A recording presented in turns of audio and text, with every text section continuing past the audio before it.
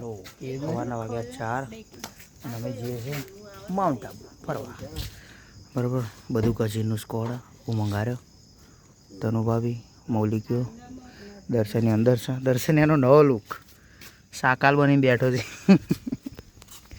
બરાબર, આગળ પગો મળશે એટલે બતાવવાનું. વાતાવરણ થોડું ગાજર મોરના અવાજ આવતા હશે. મળીએ ત્યાં જઈ. તો અમે બધા પહોંચી ગયા મેહોણા હાઈવે.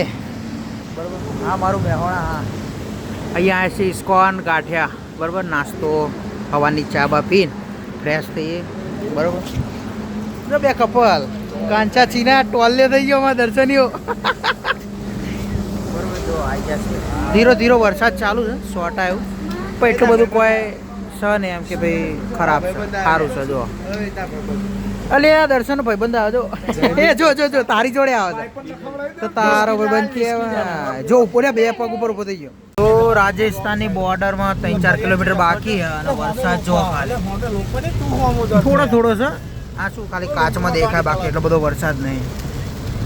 બરોબર, જો કોરું કોરું જ છે અહીંયા.